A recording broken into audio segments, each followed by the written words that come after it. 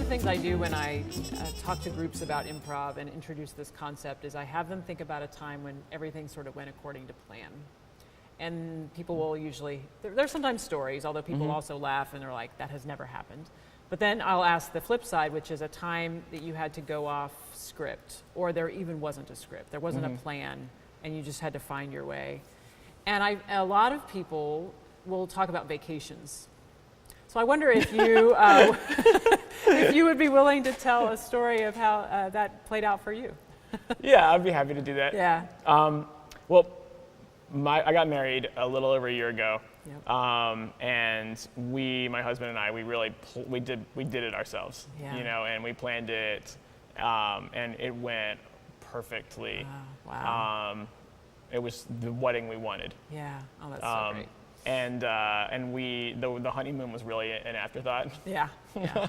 It was the kind of trip, we were going to Brazil. It was the kind of trip that normally would have been planned well. Yes. And we did go and get vaccinations, and I had my little tour booked. Right. Yes. Yeah. And we were leaving the day after the wedding, and my mother-in-law, freshly minted, was still at the house. Yes. And we got to the airport, and they told us that we couldn't go to Brazil because we didn't have visas. And we just did not want to go. Like, the thought of going home just felt yes, of course. like I was not going back to that house. Yes, right, right. We will have a honeymoon or else. Right. So we had like a tropical bags packed. Right. So we just looked for countries that we could go to. Yeah. Immediately with the stuff we had. And we 45 minutes later, we went to Costa Rica. Oh my gosh. And by the time we got to Costa Rica, we were 100% reframed. Which is like, this is a trip that we don't know anything about. Right. We don't even know anything about this country. Like, oh, they Yes. have monkeys? Am I going to see a sloth on my honeymoon? Right. Yes. Yeah. You know, and it became like really delightful. Right. Right. But it was a completely different yes. trip. Well, and it became delightful. Like, I imagine Right. in the moment there was this kind of, Oh, yeah. having the plane ride probably helped. Yes. And that's the thing about, I mean, you know, we watch improv on stage, and it's this usually very fast-paced kind of art form.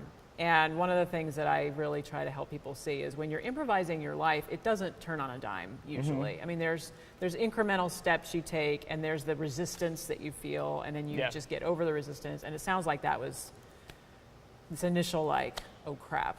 Right. Now what? Yeah. And then you find your way into the mindset that you needed in order to do that. It's great.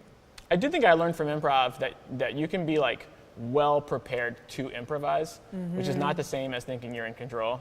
You know, like the improv groups that I really respect, they practice every week.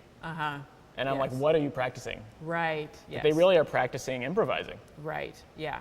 Which is it seems like a contradiction, but I would like to get to that place where I feel in my element in that pocket, you know, where you're ready to receive what comes to you. Yes.